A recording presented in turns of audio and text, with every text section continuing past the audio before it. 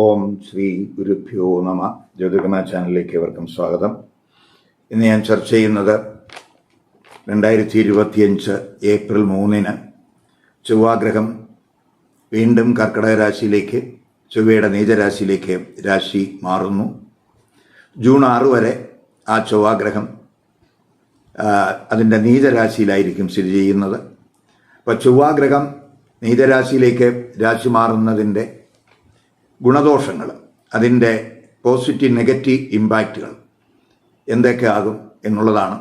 ഇപ്പോൾ ഈ വീഡിയോയിൽ ചിങ്ങം, കന്നി, തുലാം, വൃശ്ചികക്കൂറുകാർക്കും ലഗ്നക്കാർക്കും ഈ ചൊവ്വയുടെ നീചരാശിയിലേക്കുള്ള രാശിമാറ്റം എന്ത് ഇമ്പാക്റ്റ് ഉണ്ടാക്കും എന്നുള്ളതാണ് സൂചിപ്പിക്കുന്നത്. ഇപ്പോൾ നമുക്കറിയാം, കഴിഞ്ഞ 2024 ഒക്ടോബർ 20 ആയപ്പോൾ ചൊവ്വാഗ്രഹം ഇതുപോലെ കർക്കിടക രാശിയിൽ വന്നതാണ്. വന്നിട്ട് ക്രമേണ വക്രസ്ഥിതി പ്രാപിച്ച് വക്രഗതിയിൽ വീണ്ടും മിഥുന രാശിയിലേക്ക് രാശി മാറി മിഥുനൻ രാശിയിൽ ഇപ്പോൾ നിൽക്കുന്ന സമയമാണ്. ഏപ്രിൽ 3 ആ മിഥുനൻ രാശിയിൽ നിന്ന് വീണ്ടും ആ ചൊവ്വാഗ്രഹം കർക്കിടക രാശിയിലേക്ക് രാശി മാറുന്നു. കർക്കിടക രാശി എന്ന് പറയുന്നത് ചൊവ്വയുടെ നീചരാശിയാണ്. കർക്കിടക രാശി എന്ന് പറയുന്നത് ചന്ദ്രൻ്റെ രാശിയാണ്. കർക്കിടക രാശി എന്ന് പറയുന്നത് സ്ത്രീ രാശിയാണ്. അപ്പം ആ കർക്കിടക രാശിയിൽ ചൊവ്വ വരുമ്പോൾ ചില സമയത്ത് രാശ്യാധിപനായിട്ടുള്ള ചന്ദ്രൻ വേഗത്തിൽ രാശി മാറുന്ന ഗ്രഹം എന്നുള്ള രീതിക്ക് ചില സമയത്ത് ഈ ചൊവ്വയ്ക്ക് നീചഭംഗം വരാനും സാധ്യത ഉണ്ട് എന്നും കൂടെ മനസ്സിലാക്കുക. നമുക്ക് ഈ ചൊവ്വയെപ്പറ്റി ചിന്തിക്കുമ്പോൾ ചൊവ്വ രജോ ഗുണത്തിൻ്റെ ഒരു ഗ്രഹമാണ്, ശരീരബലത്തിൻ്റെ ഗ്രഹമാണ്. അതുപോലെ പൊതുവെ നമ്മൾ ഒരു സേനാനായകൻ, സൈന്യാധിപനായിട്ടാണ് നമ്മൾ ചൊവ്വയൊക്കെ കാണുന്നത്. യൂണിഫോം ഇട്ട എല്ലാ തൊഴിലുകളും ഈ ചൊവ്വയെ കൊണ്ട് നമ്മൾ ചിന്തിക്കാറുണ്ട്. പോരാട്ട വീര്യത്തിൻ്റെയൊക്കെ ഗ്രഹമാണ്. അതേസമയം എന്തെല്ലാം വെല്ലുവിളികളുണ്ടായാലും അതെല്ലാം നമുക്ക് തരണം ചെയ്യാൻ കഴിവുള്ള ഒരു ഗ്രഹമായിട്ടാണ് നമുക്ക് ഈ ചൊവ്വയെ കാണുന്നത്. അതേസമയം ചൊവ്വ ലഹരി വസ്തുക്കളെ സൂചിപ്പിക്കുന്നു. അത് ചില സ്ഥാനത്തൊക്കെ നിൽക്കുമ്പോൾ അങ്ങനെയുള്ള കാര്യങ്ങൾ പറയാം. ആയുധങ്ങളെപ്പറ്റി, ഭൂമിയെപ്പറ്റി ഒക്കെ നമുക്ക് ഈ ചൊവ്വയെ കൊണ്ട് പറയാൻ പറ്റും. ഇപ്പോൾ സ്ത്രീകളെ സംബന്ധിച്ചിടത്തോളം അവരുടെ മംഗല്യ ഭാഗ്യത്തെയൊക്കെ നിയന്ത്രിക്കുന്നത് ചൊവ്വയാണ്. അതുപോലെ തന്നെ ലൈംഗിക സുഖങ്ങളെയും ചൊവ്വ നിയന്ത്രിക്കുന്നുണ്ട്. അപ്പം നീചസ്ഥാനത്തൊക്കെ ചൊവ്വ വരുമ്പോൾ ഈ പറഞ്ഞ കാര്യങ്ങൾക്ക് ചെറിയ ഒരു മങ്ങൽ ചിലപ്പം ഏൽക്കാൻ സാധ്യതയുണ്ട്. അപ്പോൾ ആ രാശി നിന്നുകൊണ്ട് ചൊവ്വ അതിൻ്റെ 4, 7, 8 ഭാവരാശികളിലൊക്കെ ദൃഷ്ടി ചെയ്യുന്നുണ്ട്. അപ്പോൾ അങ്ങനെ വരുമ്പോൾ ചൊവ്വയുടെ രാശിമാറ്റം എന്ന് പറയുന്നത് നെഗറ്റീവ് മാത്രമായിരിക്കില്ല, പോസിറ്റീവ് ഇമ്പാക്റ്റും ഉണ്ടാക്കും എന്നും കൂടെ നമ്മൾ മനസ്സിലാക്കുക.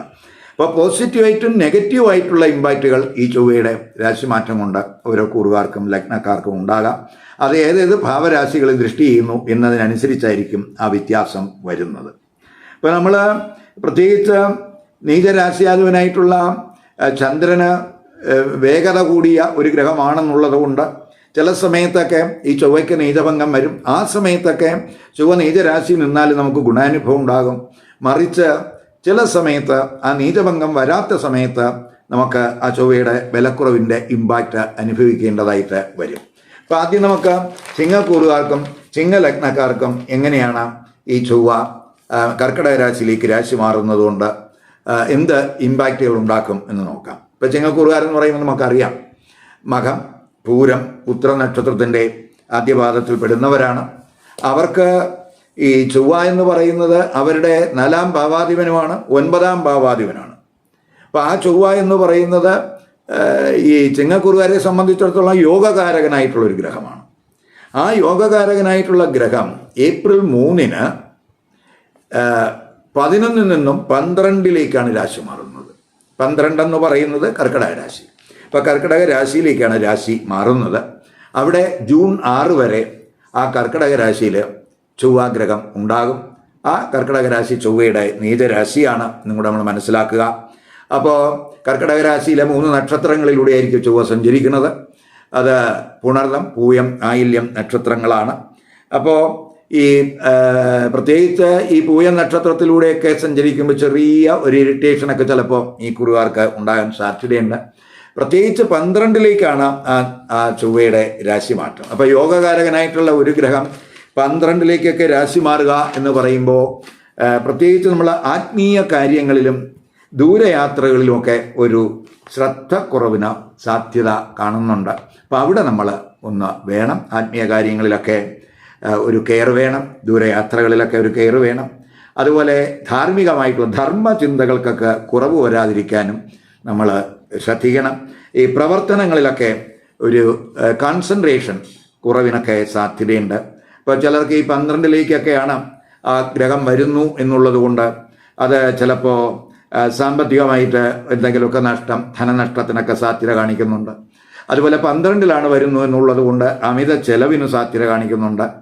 അപ്പോൾ പൊതുവെ നമുക്ക് ഒരു ടെൻഷൻ, 12ലൊക്കെ ചൊവ്വ വരുമ്പോൾ നമുക്ക് ഉറക്കക്കുറവ് ഇവയൊക്കെ അനുഭവപ്പെടാൻ സാധ്യതയുള്ള സമയമാണ്. അപ്പോൾ കുടുംബത്തിൽ നമുക്ക് ഒരു സമാധാനമില്ലായ്മ, അതുപോലെ കുടുംബ കാര്യങ്ങളിലൊക്കെ ശ്രദ്ധക്കുറവ്, അതുപോലെ തന്നെ ഈ മാരിറ്റൽ റിലേഷൻഷിപ്പിലൊക്കെ എന്തെങ്കിലുമൊക്കെ പ്രയാസങ്ങൾ, പ്രശ്നങ്ങൾ ഇവയ്ക്കൊക്കെ സാധ്യത ഉണ്ട്. ഇപ്പോൾ നമുക്ക് ഈ സുഖസ്ഥാനാധിപന് ബലക്കുറവ് വരികയാണ്. 4ാം ഭാവാധിപനായിട്ടുള്ള ഒരു ഗ്രഹത്തിന് ബലക്കുറവ് വരുമ്പോൾ സുഖവിഷയങ്ങളിലാണ് അത് ഏറ്റവും ബാധിക്കുന്നത്. മാനസികമായിട്ടുള്ള ടെൻഷൻ, മെൻ്റൽ കോൺഫ്ലിക്റ്റ്, മനസ്സമാധാനമില്ലായ്മ ഇവയ്ക്കൊക്കെ സാധ്യത കാണിക്കുന്നുണ്ട്. കാരണം ആ ഗ്രഹം 12ലാണ് പോയി നിൽക്കുന്നത്. അപ്പം ചെറിയ ചെറിയ ആരോഗ്യ പ്രശ്നങ്ങൾ ചിലപ്പോൾ ഉണ്ടാകാം. ഇപ്പോൾ മസിൽ ക്രാമ്പ്, അതുപോലെ നമുക്ക് അശ്രദ്ധ കൊണ്ടുള്ള വീഴ്ച ഇവയ്ക്കൊക്കെ സാധ്യത കാണിക്കുന്നുണ്ട്. ഇപ്പോൾ ഗുരുവിൻ്റെയൊക്കെ നക്ഷത്രത്തിലൂടെ ആ ചൊവ്വ സഞ്ചരിക്കുന്ന സമയത്തൊന്നും വലിയ പ്രയാസങ്ങൾ വരില്ല. അതല്ലാതെ ശനിയുടെയൊക്കെ നക്ഷത്രങ്ങളൊക്കെ വരുമ്പോൾ അഭിപ്രായ വ്യത്യാസങ്ങൾ കുടുംബത്തിൽ വരാം, അല്ലെങ്കിൽ അശ്രദ്ധ കൊണ്ടുള്ള വീഴ്ച, മുറിവ് ഇവയ്ക്കൊക്കെ സാധ്യതയുണ്ട്. അവിടെയൊക്കെ നമ്മൾ ശ്രദ്ധിക്കണം. ഇപ്പോൾ പൊതുവെ നമ്മൾ ഈ 12ലൊക്കെ ഒരു ചൊവ്വാഗ്രഹം വന്ന് നിൽക്കുക എന്ന് പറയുമ്പോൾ ശത്രു രാജ്യത്ത് അകപ്പെട്ട ഒരു ഒരു ഒരു ഒരു യോദ്ധാവിൻ്റെ മാനസികാവസ്ഥയായിരിക്കും. എങ്കിലും നമ്മൾ പൊരുതിയേ പറ്റൂ. ഒരു ശത്രു രാജ്യത്തൊക്കെ ചെന്ന് പെട്ടുപോയ ഒരു യോദ്ധാവിന് അവിടുന്ന് ഒളിച്ചോടാൻ പറ്റില്ല. അപ്പം നമ്മൾ പൊരുതണം. അങ്ങനെ പോരാടേണ്ടുന്ന ഒരു സമയമാണ് എന്നും കൂടെ നമ്മൾ മനസ്സിലാക്കുക. ഇപ്പം കഴിയണതും വികാരത്തിനൊന്നും അടിമപ്പെടാതെ വിഷാദ ചിന്തകളൊക്കെ മാറ്റി നമ്മൾ പോരിടേണ്ടതായിട്ടുള്ള ഒരു സമയമായിട്ട് നമ്മൾ മനസ്സിലാക്കുക. കുജൻ അവിടെ നിന്നിട്ട് ഈ പ്രത്യേകിച്ച് 3, 6 അതുപോലെ 7 ഭാവരാശികളിൽ ദൃഷ്ടി ചെയ്യുന്നുണ്ട്. ചിങ്ങക്കുറുകാരുടെ 3ഉം 6ഉം 7ഉം ഭാവരാശികളിൽ ദൃഷ്ടി ചെയ്യുന്നുണ്ട്. അപ്പോൾ 3ലൊക്കെ ചൊവ്വയുടെ ദൃഷ്ടി എന്ന് പറയുമ്പോൾ ബലമില്ലാത്ത ഒരു ചൊവ്വയുടെ ദൃഷ്ടിയാണ്. അപ്പോൾ നമ്മൾ കമ്മ്യൂണിക്കേഷൻ തലത്തിൽ എന്തെങ്കിലുമൊക്കെ പ്രയാസങ്ങൾ, കാര്യങ്ങൾ എക്സ്പ്രസ് ചെയ്യാനുള്ള ഒരു കഴിവില്ലായ്മ, ഒരു സഭാകമ്പമൊക്കെ ചിലപ്പോൾ അനുഭവപ്പെടാൻ സാധ്യതയുണ്ട്. ഒരു കോൺഫിഡൻസ് ലെവലൊക്കെ കുറയാൻ സാധ്യതയുണ്ട്. അപ്പോൾ അവിടെയൊക്കെ നമ്മൾ ശ്രദ്ധിക്കണം. എങ്കിലും ചൊവ്വ 6ൽ ഉച്ചദൃഷ്ടി ചെയ്യുന്നുണ്ട്. 6ൽ ചൊവ്വാഗ്രഹം ഉച്ചദൃഷ്ടി ചെയ്യുക എന്ന് പറയുമ്പോൾ മകരരാശിയിലേക്ക് ആ ചൊവ്വാഗ്രഹം ഉച്ചദൃഷ്ടി ചെയ്യുന്നുണ്ട്. അത് നമുക്ക് ഇപ്പോൾ നമ്മളൊരു മത്സരത്തിലൊക്കെ പങ്കെടുക്കുകയാണെങ്കിൽ, മത്സര പരീക്ഷകളായിക്കോട്ടെ, മറ്റേത് തരത്തിലുള്ള ഇപ്പോൾ സ്പോർട്സ് മറ്റേത് തരത്തിലുള്ള മത്സരങ്ങളിലായാലും കോമ്പറ്റിറ്റീവ് എക്സാമിനേഷനിലൊക്കെ തന്ത്രപരമായിട്ടുള്ള നീക്കങ്ങളിലൂടെ നമുക്ക് വിജയം പ്രതീക്ഷിക്കാവുന്നൊരു സമയം കൂടിയാണ്. കാരണം ചൊവ്വ 6ൽ ഉച്ചരാശിയിലാണ് ദൃഷ്ടി ചെയ്യുന്നത്. ഇപ്പോൾ നമുക്ക് എന്തെങ്കിലും കടബാധ്യതയൊക്കെ ഉള്ളവരാണെങ്കിൽ ആ കടബാധ്യത കുറയ്ക്കുന്നതിനുള്ള മാർഗങ്ങൾ ചിലപ്പോൾ ആ ചൊവ്വയുടെ ഉച്ചദൃഷ്ടി കൊണ്ട് കണ്ടെത്താൻ കഴിയും. അതുപോലെ ആരോഗ്യ പ്രശ്നങ്ങളുള്ളവർക്ക് ഈ ആരോഗ്യ പ്രശ്നങ്ങളിൽ നിന്ന് നമുക്കൊരു ആശ്വാസം, അല്ലെങ്കിൽ ടൈമിലി ട്രീറ്റ്മെൻറ്റിലൂടെ നമുക്കൊരു റിക്കവറിയൊക്കെ ഉണ്ടാകാൻ സാധ്യതയുണ്ട്.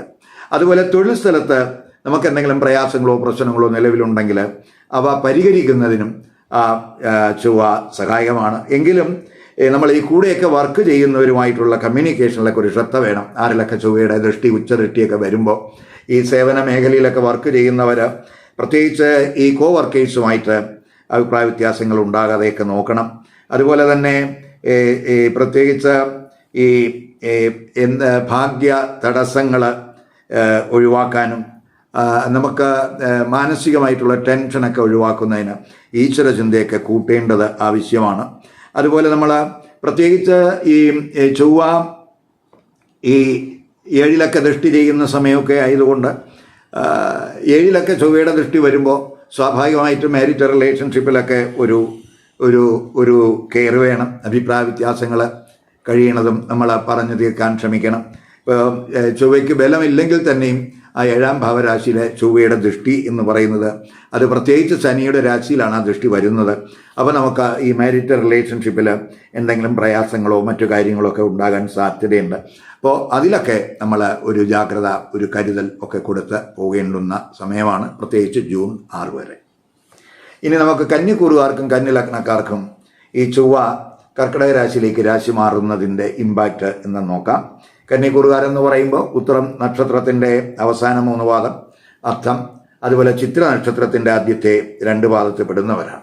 അപ്പോൾ ഈ കന്നിക്കൂറുകാരെ സംബന്ധിച്ചിടത്തോളം ചൊവ്വ അവരുടെ 3ാം ഭാവാധിപനാണ്, അതുപോലെ 8ാം ഭാവാധിപനുമാണ്. അങ്ങനെ 3ഉം 8ഉം ഭാവാധിപനായിട്ടുള്ള ചൊവ്വ ഏപ്രിൽ 3-ന് അവരുടെ 11ലേക്ക് നേട്ടത്തിൻ്റെ സ്ഥാനത്തിലേക്കാണ് രാശി മാറുന്നത്. പക്ഷേ ആ 11ാം ഭാവരാശി എന്ന് പറയുന്നത് ചൊവ്വയ്ക്ക് ബലമില്ലാത്ത രാശിയാണ്, ചന്ദ്രൻ്റെ രാശിയാണ്, ജലരാശിയാണ്. അപ്പോൾ അതുകൊണ്ട് 11ലേക്കാണ് ആ ചൊവ്വ രാശി മാറുക എന്ന് പറയുമ്പോൾ പ്രത്യേകിച്ച് ഇച്ഛാപൂർത്തി സ്ഥാനത്തേക്കാണ് ചൊവ്വ വരുന്നത്. അപ്പം നമുക്ക് നമ്മുടെ ആഗ്രഹങ്ങൾ സാധിക്കുന്നതിനുള്ള ഒരു ഒരു ഒരു ഒരു ചെറിയ പ്രയാസങ്ങളൊക്കെ ചിലപ്പോൾ അവിടെ ഉണ്ടാകാൻ സാധ്യതയുണ്ട്, ബലമില്ലാത്ത രാശിയിൽ ആ ചൊവ്വ വരുന്നത് കൊണ്ട്. അപ്പോൾ പ്രത്യേകിച്ച് നമ്മുടെ ലക്ഷ്യങ്ങൾ നേടിയെടുക്കാനുള്ള വൈഷമ്യം, ചില പ്രയാസങ്ങൾ ഒക്കെ ചിലപ്പോൾ ഉണ്ടാകാം, തടസ്സങ്ങളൊക്കെ ചിലപ്പോൾ ഉണ്ടായെന്ന് വരാം. അപ്പോൾ ഈ സമയത്ത് കഴിവതും നമ്മൾ ഈ സുഹൃത്തുക്കളുമായിട്ടുള്ള സംരംഭങ്ങളിൽ അഭിപ്രായ വ്യത്യാസങ്ങൾ ഉണ്ടാകാതെ നോക്കണം. അത് മുഖാന്തരം എന്തെങ്കിലും പ്രശ്നങ്ങൾ ഉണ്ടാകാതെ നോക്കണം. അതുപോലെ ഈ സുഹൃത്തുക്കളിൽ നിന്നൊക്കെ നമ്മൾ പ്രതീക്ഷിക്കുന്ന സഹായമൊക്കെ ചിലപ്പോൾ ഈ സമയത്ത് ഉണ്ടാകണമെന്നില്ല. അതുപോലെ നമ്മൾ സോഷ്യൽ സർക്കിൾ, സാമൂഹ്യ ബന്ധങ്ങളും അത്രത്തോളം അനുകൂലമാകണമെന്നില്ല. ഇപ്പം നമ്മൾ ഉന്നതരായിട്ടുള്ള വ്യക്തികളുമായിട്ടൊക്കെ ബന്ധപ്പെട്ട് അവരുടെയൊക്കെ ഒരു സഹായമൊക്കെ പ്രതീക്ഷിക്കുന്നുവെങ്കിൽ അതും ചിലപ്പോൾ ഈ സമയത്ത് കുറയാൻ സാധ്യതയുണ്ട്. പ്രത്യേകിച്ച് ഏപ്രിൽ മെയ് മാസങ്ങളിൽ അവിടെയൊക്കെ നമ്മൾ ഒന്ന് വേണം, ഒരു കെയർ വേണം. പൊതുവേ നമുക്ക് ഈ ജ്യേഷ്ഠന് എന്തെങ്കിലുമൊക്കെ വിഷമം, ജ്യേഷ്ഠ സഹോദരന് എന്തെങ്കിലുമൊക്കെ വിഷമമൊക്കെ ഉണ്ടാകാവുന്ന സമയമാണ്. അതുപോലെ തന്നെ നമ്മൾ ധനാഗമത്തിൽ നമ്മൾ പ്രതീക്ഷിക്കുന്ന അത്തരത്തിലുള്ള നേട്ടം വരില്ല. എങ്കിലും സ്ഥാനബലമുണ്ട്, 11ലാണ് ആ ചൊവ്വ വരുന്നത് എന്നുള്ളത് കൊണ്ട് ചെറിയ നേട്ടത്തിന് സാധ്യതയുണ്ട്. എങ്കിലും നമ്മൾ പ്രതീക്ഷിക്കുന്ന വിധത്തിൽ ഉണ്ടാകണമെന്നില്ല. കാരണം 8ാം ഭാവാധിപനാണ് ചൊവ്വ എന്നും കൂടെ നമ്മൾ മനസ്സിലാക്കുക. അതുപോലെ ബിസിനസ്സിലൊക്കെ ലാഭക്കുറവ്, ധനവരവിൽ തടസ്സം, കടം കൂടുന്നതിനുള്ളൊരു സ്ഥിതിയൊക്കെ ചിലപ്പോൾ ഉണ്ടാകാം. അപ്പം സാമ്പത്തിക കാര്യങ്ങളിൽ പൊതുവെ നമ്മൾ ശ്രദ്ധിക്കണം, വരവിലൊക്കെ നമ്മൾ ശ്രദ്ധിക്കണം. അതുപോലെ തന്നെ ചെലവിലും നമ്മൾ ശ്രദ്ധിക്കേണ്ടുന്ന സമയമാണ്. പൊതുവെ നമുക്ക് ഈ പൊതുജനങ്ങളുമായിട്ട് അല്ലെങ്കിൽ പൊതുജനങ്ങളുമായിട്ടൊക്കെ ഇടപെടുമ്പോൾ നമ്മളെപ്പറ്റി ഒരു നല്ല ഒപ്പീനിയനൊന്നും ചിലപ്പോൾ ഈ സമയത്ത് ഉണ്ടായെന്ന് വരില്ല. അതുപോലെ നമ്മൾ ഈ ഭൂമി ഇടപാടുകളിലൊക്കെ ഒരു കെയർ കൊടുത്തു പോകുന്നത് നല്ലതാണ്. പിന്നെ ജോയിൻ്റ് അസറ്റുകളിൽ നിന്നുള്ള ധനാഗമമൊക്കെ കുറയാൻ സാധ്യതയുണ്ട്. ഇതൊക്കെ നമ്മൾ മനസ്സിലാക്കേണ്ടുന്ന കാര്യങ്ങളാണ്. അതുപോലെ തന്നെ ഈ കമ്മ്യൂണിക്കേഷനിലും അതുപോലെ നമ്മളെ പ്രഭാഷണങ്ങൾ, പ്രസംഗം ഇവയിലൊക്കെ ഒരു തിളക്കക്കുറവ് ഒക്കെ ഉണ്ടാകാൻ സാധ്യതയുണ്ട് എന്നും കൂടെ മനസ്സിലാക്കുക. ഇപ്പോൾ ഗുരുവിൻ്റെയൊക്കെ നക്ഷത്രത്തിലൂടെയൊക്കെ ആ ചൊവ്വ സഞ്ചരിക്കുമ്പോൾ വലിയ പ്രയാസം വരില്ല. എങ്കിലും ശനിയുടെയൊക്കെ നക്ഷത്രത്തിലൂടെയൊക്കെ സഞ്ചരിക്കുന്ന സമയമൊക്കെ, പൂയ നക്ഷത്രത്തിലൂടെയൊക്കെ ചൊവ്വ സഞ്ചരിക്കുന്ന സമയമൊക്കെ ആകുമ്പോൾ അഭിപ്രായ വ്യത്യാസങ്ങൾ, തർക്കങ്ങൾ, കാര്യസാധ്യത്തിനുള്ള തടസ്സങ്ങൾ ഇവയൊക്കെ ഉണ്ടാകാൻ സാധ്യതയുണ്ട് എന്നും കൂടെ മനസ്സിലാക്കുക. അതുകൊണ്ട് പൊതുവേ നമുക്ക് ആ ചൊവ്വ അവിടെ നിന്നിട്ട് ഈ കുറുകാരുടെ 2ലേക്ക് ദൃഷ്ടി ചെയ്യുന്നു, അവരുടെ 5ലേക്ക് ദൃഷ്ടി ചെയ്യുന്നു, 6ലേക്കും ദൃഷ്ടി ചെയ്യുന്നുണ്ട്. ഇപ്പോൾ 2 പറയുന്നത് ധനസ്ഥാനമാണ്, പക്ഷെ ബലമില്ലാത്ത ഒരു ചൊവ്വയാണ്. അപ്പോൾ അതിനകത്ത് നിന്ന് ദൃഷ്ടി ചെയ്യുന്നു എന്നുള്ളതാണ്. അപ്പോൾ ധനസ്ഥിതിയിൽ ഒരു കെയർ വേണം, ശത്രുക്കളുടെ നീക്കങ്ങളിലും ഒക്കെ ഒരു കരുതൽ വേണം. അതേസമയം 5ാം ഭാവരാശിയിൽ കുജന് ഉച്ചദൃഷ്ടിയുണ്ട്. അത് ചിലപ്പോൾ ഈ പഠന സംബന്ധമായ കാര്യങ്ങളിൽ നമുക്ക് അല്പം ഉന്നത നിലവാരമൊക്കെ പുലർത്താൻ ആ കുജൻ്റെ 5ലെ ഉച്ചദൃഷ്ടിക്ക് കുജൻ്റെ 5ലെ ഉച്ചദൃഷ്ടിക്ക് കഴിയും. അതുപോലെ തന്നെ ഈ നല്ല ഉയർന്ന വിജയമൊക്കെ ഈ സമയത്ത് കരസ്ഥമാക്കാൻ കഴിയും. ക്രിയേറ്റീവ് വർക്കുകളിലൊക്കെ നമുക്ക് ശോഭിക്കും. അതുപോലെ നമ്മുടെ ടാലൻ്റൊക്കെ ഇമ്പ്രൂവ് ചെയ്യാൻ സാധ്യതയുണ്ട്. അതുപോലെ റിസർച്ച് ആക്ടിവിറ്റീസിൽ, ടീച്ചിങ്ങിൽ ഇവയിലൊക്കെ നമുക്ക് ഒരു ഗുണാനുഭവമൊക്കെ ചിലപ്പോൾ ഉണ്ടാകാൻ സാധ്യതയുണ്ട്. പുതിയ ആശയങ്ങൾ ഉണ്ടാകാം, പുത്തൻ പദ്ധതികൾ ആവിഷ്കരിക്കുന്നതിനൊക്കെ ഒരു ശ്രമം ഈ സമയത്ത് ഉണ്ടാകാം. അപ്പോൾ സ്പെക്കുലേറ്റീവ് തലത്തിലും അതുപോലെ ഓഹരി വിപണികളിലും സ്പോർട്സിലുമൊക്കെ നമ്മൾ ചിലപ്പോൾ ഈ 5-ലെ ചൊവ്വയുടെ ഉച്ചദൃഷ്ടി ഗുണാനുഭവം ഉണ്ടാക്കി എന്നൊക്കെ വരാം.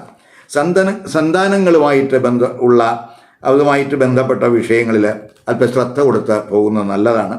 അതേസമയം കോമ്പറ്റിറ്റീവ് എക്സാമിനേഷനിൽ ആലസ്യം ഉണ്ടാകാതെ നോക്കണം. കാരണം ചൊവ്വയുടെ ബലമില്ലാത്തൊരു ദൃഷ്ടിയാണ് 6-ൽ വരുന്നത്. അപ്പം അങ്ങനെയൊക്കെയുള്ള കാര്യങ്ങളിൽ നമ്മൾ ഒരു കെയർ കൊടുക്കണം. അതുപോലെ ഈ അല്പം ഹാർഡ് വർക്കൊക്കെ വേണ്ടുന്ന സമയമാണ്. സേവന മേഖലയിലൊക്കെ വർക്കേഴ്സുമായിട്ടൊക്കെ ഒരു പ്രശ്നങ്ങൾ ഉണ്ടാകാതെയൊക്കെ നോക്കി പോകേണ്ടുന്ന സമയമായിട്ട് ഈ ചൊവ്വയുടെ രാശിമാറ്റ സമയത്തെ കാണുക. ഇനി തുലാക്കൂറുകാർക്കും തുലാലഗ്നക്കാർക്കും ഈ ചൊവ്വയുടെ കർക്കിടക രാശിയിലേക്കുള്ള രാശിമാറ്റം എന്ത് ഗുണാനുഭവം അല്ലെങ്കിൽ ദോഷാനുഭവം ഉണ്ടാക്കും നോക്കാം. ഇപ്പോൾ തുലാക്കൂറുകാരെന്ന് പറയുമ്പം ചിത്തിര നക്ഷത്രത്തിൻ്റെ അവസാന 2 പാദം, അതുപോലെ ചോതി വിശാഖ നക്ഷത്രത്തിൻ്റെ ആദ്യത്തെ 3 പാദത്തിൽ പെടുന്നവരാണ്. ഇപ്പോൾ തുലാക്കൂറുകാർക്കും തുലാലഗ്നക്കാർക്കും ചൊവ്വ എന്ന് പറയുന്നത് അവരുടെ 2, അതുപോലെ 7 ഈ ഭാവരാശികളുടെ അധിപനാണ്. അത് അത്തരത്തിലുള്ള ചൊവ്വ ഏപ്രിൽ 3-ന് അവരുടെ കർമ്മസ്ഥാനത്തേക്ക് 10-ാം ഭാവരാശിയിലേക്കാണ് രാശി മാറുന്നത്. ആ കർമ്മസ്ഥാനത്ത് ചൊവ്വ ജൂൺ 6 വരെ സ്ഥിതി ഉണ്ടാകും. ഈ 10-ാം ഭാവരാശി എന്ന് പറയുന്നത് ചൊവ്വയ്ക്ക് ബലമില്ലാത്ത രാശിയാണ്, പ്രത്യേകിച്ച് ചന്ദ്രൻ്റെ രാശിയാണ്. അപ്പോൾ 10-ാം ഭാവരാശിയിൽ ചൊവ്വ വരുമ്പോൾ കർമ്മസംബന്ധമായിട്ട് ഒരു ബലക്കുറവ് അവിടെ വരുന്നുണ്ട്. പ്രത്യേകിച്ച് നീചസ്ഥിതിയിൽ ആ ചൊവ്വ വരുന്നുണ്ട്. അത് നമുക്ക് ഗുണം ചെയ്യും. മാത്രമല്ല 10-ൽ ചൊവ്വ വരുമ്പോൾ ഒരു ദിഗ്ബലം നമുക്ക് ഉണ്ടാകും. എങ്കിൽ തന്നെയും ആ ചൊവ്വ നീചസ്ഥിതനാണ് എന്നുള്ളത് കൊണ്ട് തൊഴിലിടത്ത് ഒരു സുഖക്കുറവിന് അല്ലെങ്കിൽ തൊഴിലിടത്ത് കേസുമായിട്ടുള്ള ഒരു സഹകരണക്കുറവിനൊക്കെ സാധ്യത ഉണ്ട് എന്നും കൂടെ മനസ്സിലാക്കുക. തൊഴിലിൽ നമ്മൾ പ്രതീക്ഷിക്കുന്ന ഒരു വിജയം ഈ സമയത്ത് ചിലപ്പോൾ ഉണ്ടാകണമെന്നില്ല. ഇപ്പോൾ തൊഴിലിടത്തൊരു ഭയം, ഒരു തടസ്സം, എല്ലാ കാര്യങ്ങളിലും പ്രശ്നങ്ങൾ, ഇതൊക്കെ ചിലപ്പോൾ ഉണ്ടായെന്ന് വരാം. പ്രത്യേകിച്ച് ഈ യൂണിഫോം ഇട്ട ഈ ജോലിയൊക്കെ ചെയ്യുന്നവരെ സംബന്ധിച്ചിടത്തോളം അവർ കൂടുതൽ കെയർ വേണം. ഇപ്പോൾ ബിസിനസ്സിലൊക്കെ എന്തെങ്കിലും മാന്ദ്യം, പാർട്ട്നേഴ്സ് തമ്മിൽ എന്തെങ്കിലുമൊക്കെ അഭിപ്രായ വ്യത്യാസങ്ങൾ, അതുപോലെ ജീവിത പങ്കാളിക്ക് തൊഴിലിൽ ചിലപ്പോൾ എന്തെങ്കിലുമൊക്കെ പ്രയാസങ്ങളോ പ്രശ്നങ്ങളോ ഒക്കെ ഉണ്ടാകാനൊക്കെ സാധ്യതയുണ്ട്. മാരിറ്റൽ റിലേഷൻഷിപ്പ് ഒരു സുഖക്കുറവ് ചിലപ്പം വന്നു എന്ന് വരാം. അതുപോലെ തന്നെ നമ്മുടെ സംസാരത്തിൽ അല്പം ജാഗ്രത വേണം, കരുതൽ വേണം. ദൂരയാത്രകളിലുമൊക്കെ കെയർ വേണ്ടുന്ന സമയമാണ്. ചൊവ്വ ഗുരുവിൻ്റെയൊക്കെ നക്ഷത്രത്തിലൂടെ സഞ്ചരിക്കുമ്പോൾ നമുക്ക് ചെറിയ പ്രയാസങ്ങളൊക്കെ മാറിക്കിട്ടുമെങ്കിലും ശനിയുടെയൊക്കെ നക്ഷത്രങ്ങളിലൂടെ സഞ്ചരിക്കുമ്പോഴും ബുധൻ്റെ നക്ഷത്രങ്ങളിലൂടെയൊക്കെ സഞ്ചരിക്കുമ്പോഴും നമ്മൾ പ്രതീക്ഷിക്കുന്ന അത്ര പക്ഷേ നമ്മൾ ഒരു ടാക്റ്റിക്കലായിട്ടുള്ള ഒരു സമീപനമൊക്കെ അവലംബിച്ചാണ് പോകുന്നതെങ്കിൽ അതുകൊണ്ട് ഗുണമുണ്ടാകും. അതേസമയം ഈ 10-ൽ നിൽക്കുന്ന ചൊവ്വാഗ്രഹം പ്രത്യേകിച്ച് ജന്മരാശിയിലേക്ക് തുലാം രാശിയിലേക്ക് ദൃഷ്ടി ചെയ്യുന്നുണ്ട്. അതുപോലെ 4-ലേക്ക് ദൃഷ്ടി ചെയ്യുന്നുണ്ട്, ഉച്ചദൃഷ്ടി ചെയ്യുന്നുണ്ട്. 5-ാം ഭാവരാശിയിലും ആ ചൊവ്വ ദൃഷ്ടി ചെയ്യുന്നുണ്ട്. ഇപ്പം 4-ൽ ചൊവ്വയുടെ ദൃഷ്ടി എന്ന് പറയുന്നത് ഉച്ചദൃഷ്ടിയാണ്. അത് നമ്മൾ പ്രത്യേകിച്ച് റിയൽ എസ്റ്റേറ്റ് പോലെയുള്ള ഭൂമി ഇടപാടുകൾ അത്തരം കാര്യങ്ങൾക്കൊക്കെ ചിലപ്പോൾ അത് അനുകൂല സാഹചര്യം ഉണ്ടാക്കിയെന്ന് വരാം. വസ്തുക്കളുടെ ക്രയവിക്രയം വഴിയൊക്കെ ചിലപ്പോൾ നമുക്ക് എന്തെങ്കിലുമൊക്കെ നേട്ടങ്ങൾ ആ ചൊവ്വയുടെ 4-ാം ഭാവരാശിയിലെ ദൃഷ്ടി കൊണ്ട് ഉണ്ടാകാൻ സാധ്യതയുണ്ട്. പ്രത്യേകിച്ച് റിയൽ എസ്റ്റേറ്റുകാർക്ക് അനുകൂല സമയം എന്ന് പറയാം. കുടുംബത്തിലെ പ്രശ്നങ്ങൾ പരിഹരിക്കുന്നതിന് നമുക്ക് ഉള്ള ചെറിയ ഇടപെടലൊക്കെ കുടുംബത്തിലെ എന്തെങ്കിലും പ്രയാസങ്ങളോ പ്രശ്നങ്ങളോ ഒക്കെ നിലവിലുണ്ടെങ്കിൽ അവയൊക്കെ ചർച്ച ചെയ്ത് പരിഹരിക്കാനൊക്കെ ചിലപ്പോൾ കുജൻ്റെ 4-ലെ ഉച്ചദൃഷ്ടിക്ക് കഴിയും എന്ന് മനസ്സിലാക്കുക. അവിടെ ഗുരുവിൻ്റെ ദൃഷ്ടിയും കൂടെ ഒരു മെയ് പകുതി വരെ ഉള്ള സമയവും കൂടെയാണ്. അപ്പോൾ പൊതുവെ അതിനൊക്കെ അത് സഹായകമാണ്. ഇപ്പോൾ വസ്തു വാങ്ങാനൊക്കെ ആഗ്രഹിക്കുന്നവർക്കുമൊക്കെ അനുകൂല സമയമായിട്ട് നമുക്ക് കാണാം. വീട് വയ്ക്കുന്നതിനോ വീട് പുതുക്കുന്നതിനോ വാഹനങ്ങൾ ഇവയൊക്കെ വാങ്ങുന്നതിന് 4-ലെ ചൊവ്വയുടെ ഉച്ചദൃഷ്ടിക്ക് കഴിയും. അതുപോലെ തൊഴിലിടത്തൊക്കെ എന്തെങ്കിലും പ്രശ്നങ്ങൾ ഉണ്ടാകാം. ആ പ്രശ്നങ്ങൾ നമ്മുടെ കുടുംബജീവിതത്തിൽ റിഫ്ലക്റ്റ് ചെയ്യാതിരിക്കാനൊക്കെ ഒന്ന് ശ്രദ്ധിക്കണം. അപ്പോൾ 2-2 കാണുക. കുടുംബ വിഷയങ്ങൾ നമ്മൾ പ്രത്യേകം കാണുക, തൊഴിലിടത്തെ പ്രശ്നങ്ങൾ പ്രത്യേകം കാണുക. രണ്ടും കൂടെ കൂട്ടിക്കുഴിച്ച് പോകുമ്പോൾ അത് രണ്ടും കൂടെ കൂട്ടിക്കുഴച്ചൊക്കെ പോകുമ്പോൾ നമുക്ക് ചില പ്രയാസങ്ങളൊക്കെ ഉണ്ടാകാൻ സാധ്യതയുണ്ട്. അതിലൊക്കെ നമ്മളൊരു ജാഗ്രത വേണം. അതേസമയം കുടുംബജീവിതം നമുക്ക് സുഖകരമായിട്ട് പോകണമെങ്കിൽ തൊഴിലിടത്തെ അന്തരീക്ഷമൊക്കെ കുറച്ച് സുഖകരമായിട്ടൊക്കെ വരണം. ഇതൊക്കെയാണ് നമുക്ക് പൊതുവെ ഇതുകൊണ്ട് നമുക്ക് മനസ്സിലാക്കാൻ കഴിയുന്നത്. അപ്പോൾ 5-ലൊക്കെ ആ ചൊവ്വയുടെ ദൃഷ്ടിയുണ്ട്. അപ്പോൾ നമ്മൾ ഈ ക്രിയേറ്റീവ് വർക്കിൽ അത് ചൊവ്വയുടെ നീചദൃഷ്ടിയാണ്. അപ്പോൾ സന്താനങ്ങളുമായിട്ടുള്ള അഭിപ്രായ വ്യത്യാസങ്ങൾ, ക്രിയേറ്റീവ് വർക്കിൽ ചെറിയ പ്രയാസങ്ങൾ, ഇവയൊക്കെ ഉണ്ടാകാൻ സാധ്യതയുണ്ട്. അപ്പോൾ അതിലൊക്കെ നമ്മൾ ഒന്ന് കെയർ കൊടുത്തു പോകുന്നത് നല്ലതാണ്. ഇനി നമുക്ക് വൃശ്ചികക്കൂറുകാർക്കും വൃശ്ചിക ലഗ്നക്കാർക്കും ഈ ചൊവ്വാഗ്രഹം ഈ കർക്കിടക രാശിയിലേക്ക് ഏപ്രിൽ 3 രാശി മാറുന്നതിൻ്റെ ഇമ്പാക്റ്റ് എന്താണെന്ന് നോക്കാം. വൃശ്ചികക്കൂറുകാരെന്ന് പറയുമ്പം വിശാഖ നക്ഷത്രത്തിൻ്റെ അവസാന പാദം, അതുപോലെ അനിഴം തൃക്കേട്ട നക്ഷത്രക്കാരാണ്. ഇപ്പോൾ വൃശ്ചികക്കൂറുകാർക്കും വൃശ്ചിക ലഗ്നക്കാർക്കും, അതായത് വൃശ്ചികക്കൂറുകാരെ സംബന്ധിച്ചിടത്തോളം ജന്മരാശ്യാധിപനാണ് ഈ ചൊവ്വ. വൃശ്ചിക ലഗ്നക്കാർക്കും ലഗ്നരാശ്യാധിപനാണ് ചൊവ്വ. ആ ചൊവ്വ 6ാം ഭാവാധിപനും കൂടെയാണ്. അപ്പം ജന്മ ലഗ്ന രാശ്യാധിപനായിട്ടുള്ള ചൊവ്വ, 6ാം ഭാവാധിപനായിട്ടുള്ള ചൊവ്വ. ആ ചൊവ്വ ഏപ്രിൽ 3 അവരുടെ 9ാം ഭാവരാശിയിലേക്കാണ്. ഇപ്പോൾ അഷ്ടമത്തിൽ നിൽക്കുകയാണ്. ഏപ്രിൽ 3 9ാം ഭാവരാശിയിലേക്ക് രാശി മാറുന്നുണ്ട്. ഈ 9ാം ഭാവരാശി എന്ന് പറയുന്നത് ചൊവ്വയുടെ നീചരാശിയാണ്, അതായത് കർക്കിടക രാശി. അപ്പോൾ ഇടയ്ക്കിടയ്ക്ക് നീചരാശ്യാധിപനായിട്ടുള്ള ചന്ദ്രൻ വേഗത്തിൽ രാശി മാറുന്ന ഗ്രഹമായതുകൊണ്ട് നീചരാശിയിൽ ഭാഗ്യസ്ഥാനത്ത് വരുന്ന ചൊവ്വയ്ക്ക് നീചഭംഗവും വരുന്നുണ്ട്. അപ്പോൾ ഈ പ്രത്യേകിച്ച് ജന്മരാശ്യാധിപനായിട്ടുള്ള ഒരു ഗ്രഹം 9, അതും 6ാം ഭാവാധിപനായിട്ടുള്ള ഒരു ഗ്രഹം 9 നീചസ്ഥിതിനായിട്ട് വരിക എന്ന് പറയുമ്പോൾ നമുക്കെന്തെങ്കിലുമൊക്കെ, പ്രത്യേകിച്ച് ബലമില്ലാത്ത രാശിയിലാണ് വരുന്നത്. അപ്പോൾ നമുക്കെന്തെങ്കിലും ഭാഗ്യ തടസ്സങ്ങൾ, അല്ലെങ്കിൽ നമ്മുടെ ധർമ്മനിഷ്ഠ, നമ്മുടെ തത്വവിചാരങ്ങൾ, ഇവയിലൊക്കെ എന്തെങ്കിലുമൊക്കെ പ്രശ്നങ്ങൾ, അല്ലെങ്കിൽ അവയിലൊക്കെ ഒരു കോൺസെൻട്രേഷൻ കുറയാൻ സാധ്യതയുണ്ട്. അന്യരെ സഹായിക്കുന്നതിലും ചാരിറ്റി പ്രവർത്തനങ്ങളിലുമൊക്കെ നമ്മൾ താല്പര്യം കാണിച്ചുകൊണ്ടിരുന്നവരാണെങ്കിൽ അതിലൊക്കെ ഒരു കുറവ് ചിലപ്പം വരാൻ സാധ്യതയുണ്ട്. ആത്മീയ കാര്യങ്ങളിലൊക്കെ ഒരു ബലക്കുറവ് അനുഭവപ്പെടാൻ സാധ്യതയുണ്ട്. കുജൻ 6ാം ഭാവാധിപനും കൂടിയാണ്. അപ്പോൾ നമുക്ക് 6ാം ഭാവാധിപനായിട്ടുള്ള ഒരു ഗ്രഹം 9 വരിക എന്ന് പറയുമ്പോൾ നമുക്ക് ആചാര്യന്മാർ, നമ്മുടെ ഈ മുതിർന്നവർ, അതുപോലെ പിതാവ്, അതുപോലെ നമുക്ക് ഈ ഇപ്പോൾ സീനിയർ അധ്യാപകർ, അവരുമായിട്ടൊക്കെ ഈ നമ്മൾ ഇൻ്ററാക്ട് ചെയ്യുമ്പോഴൊക്കെ ഒരു കെയർ കൊടുത്ത് പോകണം. അവരുമായിട്ട് പൊളൈറ്റായിട്ട് ബിഹേവ് ചെയ്യാൻ ശ്രമിക്കണം. അതുപോലെ കഴിയണതും നമ്മൾ അങ്ങനെയൊക്കെയുള്ളൊരു ശ്രമങ്ങളൊക്കെ നടത്തി പോകുമ്പോൾ അവരുടെയൊക്കെ ഒരു ഗൈഡൻസ് നമുക്ക് കിട്ടാൻ സാധ്യതയുണ്ട്. അതല്ല നമ്മുടെ ഇൻ്ററാക്ഷൻ പ്രതികൂലമായിട്ടാണ് വരുന്നതെങ്കിൽ നമുക്ക് അവരിൽ നിന്നൊക്കെ ഉള്ളൊരു നിർദ്ദേശങ്ങളൊക്കെ കിട്ടാൻ സാധ്യത കുറവാണ് എന്നും കൂടെ മനസ്സിലാക്കുക. അതുപോലെ ഈ വിദേശത്ത് പഠനം ആഗ്രഹിക്കുന്നവർക്ക് എന്തെങ്കിലുമൊക്കെ നിയമപ്രശ്നങ്ങൾ ചിലപ്പോൾ ഉണ്ടായി എന്നൊക്കെ വരാം. പ്രത്യേകിച്ച് 6ാം ഭാവാധിപനാണ് 9 നിൽക്കുന്നത്. അപ്പോൾ അതിൽ അവർക്ക് എന്തെങ്കിലും നിയമപ്രശ്നങ്ങൾ, അല്ലെങ്കിൽ വിദേശ യാത്രകൾക്ക് എന്തെങ്കിലും തടസ്സങ്ങൾ, യാത്രാ സംബന്ധമായിട്ടുള്ള വിഷയങ്ങളിൽ ചെറിയ എന്തെങ്കിലും പ്രയാസങ്ങളൊക്കെ ഉണ്ടാകാൻ സാധ്യതയുണ്ട്. പൊതുവെ ഒരു മനഃശുദ്ധി കുറയുന്ന സമയമായിട്ട് കാണുന്നുണ്ട്. പിതാവുമായിട്ടൊക്കെ തെറ്റിദ്ധാരണകൾ ഒഴിവാക്കണം.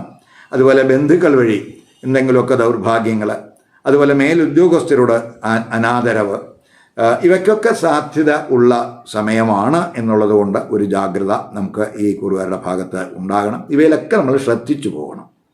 അതുപോലെ നമുക്ക് ഈ 9ാം ഭാവ രാശിയിൽ നിൽക്കുന്ന ചൊവ്വ എന്ന് പറയുന്ന ഗ്രഹം ഈ കൂറുകാരെ സംബന്ധിച്ചിടത്തോളം അവരുടെ 4, അതുപോലെ 3, അതുപോലെ 12 ദൃഷ്ടി ചെയ്യുന്നുണ്ട്. 3, 4, 12 ആ ചൊവ്വ ദൃഷ്ടി വരുന്നുണ്ട്.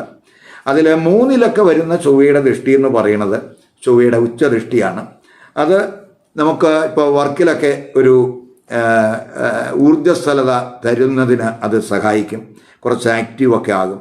ചില മേഖലകളിൽ വർക്ക് ചെയ്യുന്നവർക്ക് അവരുടെ ആഗ്രഹങ്ങൾ സാധിച്ചെടുക്കാനൊക്കെ 3 ചൊവ്വയുടെ ഉച്ചദൃഷ്ടിക്ക് കഴിയും. പ്രത്യേകിച്ച് ഈ കമ്മ്യൂണിക്കേഷൻ റിലേറ്റഡ് ആയിട്ടുള്ള വർക്ക് ചെയ്യുന്നവർ, മോട്ടിവേഷൻ സ്പീക്കേഴ്സ്, എഴുത്തുകാർ, അതുപോലെ ഈ പബ്ലിഷേഴ്സ്, ഈ സോഷ്യൽ മീഡിയകളിലൊക്കെ പ്രവർത്തിക്കുന്നവർ, അവർക്ക് ഒക്കെ തന്നെ അവരുടെ ലക്ഷ്യങ്ങൾ കൈവരിക്കുന്നതിനുള്ള ഒരു ഇച്ഛാശക്തി കൂടുന്ന സമയം എന്ന് തന്നെ പറയാം. മത്സരങ്ങളിലും അതുപോലെ തന്നെ പുതിയ പഠനമൊക്കെ നടത്തുന്നവർക്കുമൊക്കെ അനുകൂല സമയമാണ്. പുത്തൻ സംരംഭങ്ങളൊക്കെ തുടങ്ങാൻ ആഗ്രഹിക്കുന്നവർക്കും 3 ചൊവ്വയുടെ ഉച്ചദൃഷ്ടി സഹായകമെന്ന് പറയാം. അതുപോലെ ഈ ട്രാവൽ റിലേറ്റഡ് ആയിട്ടുള്ള വർക്ക് ചെയ്യുന്നവർക്ക് 3 ചൊവ്വയുടെ ഉച്ചദൃഷ്ടി ഗുണം ചെയ്യും എന്ന് പറയാം. അപ്പോൾ ഈ മേഖലകളിൽ ഉണ്ടാകാവുന്ന ഏത് പ്രശ്നങ്ങൾക്കും, 3ാം ഭാവസംബന്ധമായിട്ട് ഉണ്ടാകാവുന്ന ഏത് പ്രശ്നങ്ങൾക്കും ഒരു പരിഹാരം ആ ചൊവ്വയുടെ 3-ലെ ഉച്ചദൃഷ്ടി കൊണ്ട് കഴിയും. അതേസമയം ചൊവ്വ 4-ലും ദൃഷ്ടി ചെയ്യുന്നുണ്ട്. അപ്പം അത് ഈ 4-ലൊക്കെ ചൊവ്വയുടെ ദൃഷ്ടി വരിക എന്ന് പറയുമ്പോൾ കുടുംബത്തിൽ സുഖക്കുറവ്, കുടുംബത്തിലെ അഭിപ്രായ വ്യത്യാസങ്ങൾ, ചിലപ്പോൾ പ്രോപ്പർട്ടി റിലേറ്റഡ് ആയിട്ടുള്ള എന്തെങ്കിലും തർക്കങ്ങൾ, മാതാവുമായിട്ടോ ബന്ധുക്കളുമായിട്ടോ എന്തെങ്കിലുമൊക്കെ ഭിന്നത, ഇവയ്ക്കൊക്കെ സാധ്യതയുള്ള സമയമായിട്ടും കൂടെ കാണുന്നുണ്ട്. അതുപോലെ ഈ 12-ലും ചൊവ്വയുടെ ദൃഷ്ടി വരുന്നുണ്ട്. അപ്പോൾ നമ്മൾ പ്രത്യേകിച്ച് ദൂരയാത്രകൾ അവ ചിലപ്പോൾ മാറ്റിവെക്കേണ്ടുന്നൊരു സാഹചര്യമൊക്കെ വരാം. അല്ലെങ്കിൽ ദൂരയാത്രയുമായിട്ട് ബന്ധപ്പെട്ട എന്തെങ്കിലുമൊക്കെ തടസ്സങ്ങളുണ്ടായെന്ന് വരാം. അതുപോലെ ഈ നിഗൂഢശാസ്ത്രം, റിസർച്ച്, ഇത്തരം മേഖലകളിലൊക്കെ നമ്മൾ ബന്ധപ്പെട്ട് പ്രവർത്തിക്കുന്നവർക്ക് ചിലപ്പോൾ കുറച്ച് അനുകൂലമായിട്ടുള്ളൊരു സാഹചര്യമൊക്കെ കാണുന്നുണ്ട്. അപ്പോൾ പൊതുവെ നമുക്ക് ഈ ആത്മീയ കാര്യങ്ങളിൽ ചിന്ത കുറയാതിരിക്കാൻ ഈ സമയത്ത് ശ്രദ്ധിക്കണം. ഈ വീഡിയോ ഇഷ്ടപ്പെട്ടുവെങ്കിൽ ലൈക്ക് ചെയ്യുക, ഷെയർ ചെയ്യുക. അതുപോലെ സബ്സ്ക്രൈബ് ചെയ്യാത്തവർ സബ്സ്ക്രൈബ് ചെയ്ത് കാണുക. മറ്റൊരു പുതിയ വിഷയമായി അടുത്ത വീഡിയോയിൽ കാണാം. നമസ്കാരം.